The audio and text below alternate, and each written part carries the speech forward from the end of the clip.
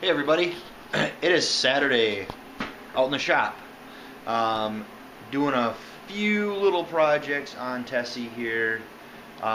It's daylight, so I'm trying to get some welding done. I don't typically weld at night because I don't have quite enough service here. So when I weld in the shop, the lights in the house dim every time I so to keep wife happy, I weld during the day. So what I'm doing here, this is first thing I'm going to take it through here is part 3 of the 3-point seatbelt install. Let me tell you what, guys, I am so happy that I went ahead with this decision to put 3-point belts in the front row of this car. I am considering doing 3-point in the rear as well, if I can find a retractor and stuff that'll work, but that's a whole nother story. So what I got going on here is I'm just going to show you right now what I'm doing for a mounting location for the retractors. They're ready to weld in. I have them marked, and for any of you guys out there who have not necessarily a wagon, but any of these Tri-5, whether they're Chevy, Olds, Pontiac, Buick, they're all the same. 4-door sedan, 4-door wagon, potentially even 2-door wagon, I guess, or 2-door, anything with a post, anything with a B-pillar, basically. So here's what I got going on. I made a just a flat piece of stock, and then I welded a nut to the back side. Now, one thing that I thought was going to be very important in my eyes was that this tab be equally as wide or wider than the tab on the retractor bracket that's part of the assembly.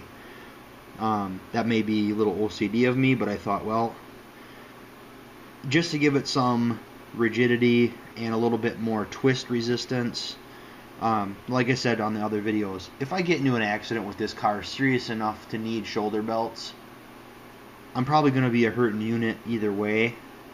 And of course I hope that never happens, but I want to give myself and whoever's with me at least a fighting chance to come out of it unscathed. We've all seen the YouTube video where they took the 59 Impala against the 09 Malibu. We've all seen that. These cars aren't built the same as the unibody cars. But anyways, I'm sidetracking. So this is the mount that I made, equal for each side. Very, very simple stuff I had in a scrap bucket here. I am putting grade 8 hardware and everything. I don't know if it matters. The nut was grade 8 as well, but because I welded it in, I don't know if that takes that grade 8 treatment out of that or not. I don't know. I'm okay with it. It's not going to pull through. It's this is probably 1/8 inch or so, maybe a little bigger.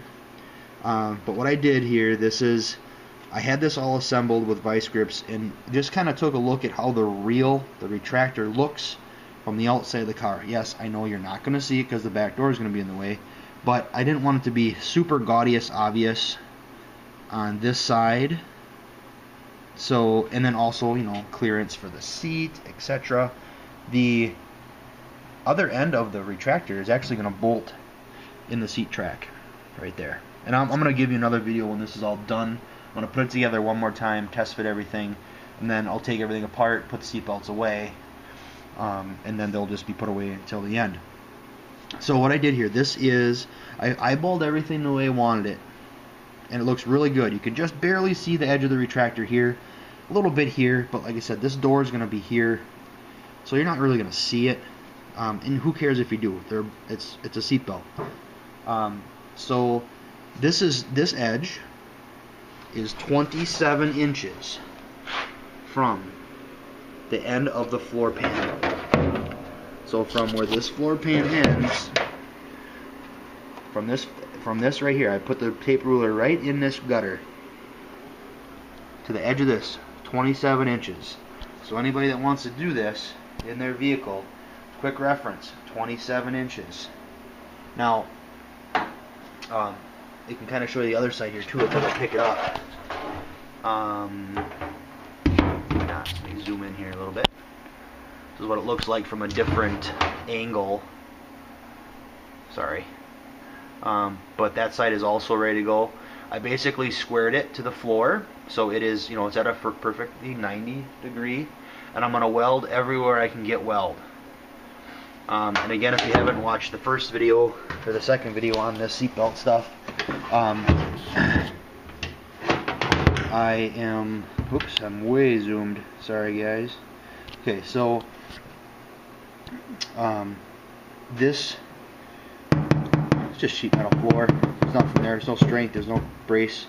Unlike here, where there's an actual whole nother cross member reinforcement for the seat, obviously. So I decided to go here for a few reasons, and I'll make it short because I've already covered this stuff. It's concealed, it's close, it's tight, it looks like it's supposed to be there, and I'm welding it to the pinch where the floorboard and the inner rocker are welded together, and these are welded solid. You can kind of see here, actually welded solid, and they're plug weld. So there's no way that this is ever gonna pull out of the floor, and if it does, I won't be here to tell you about it. So that's my story, and I'm sticking to it. I'm very happy with the install here so far. When I have this all done and welded together, I'm going to put it all back together, bring another video back to you guys, and then I'll show you everything in place and how it works. The actual buckle part is going to be a little bit of a challenge, and I'll show you that later. But I'm going to go ahead and get this welded together, reassembled, I'll bring another video, and then I'll show you what else I'm working on today here in the shop. So we'll see you soon. As always, thanks for watching, appreciate it. Sorry about the shaky cam. As always, these are unedited and raw, so like if you like, don't if you don't. Okay, we'll see you soon. Thanks guys.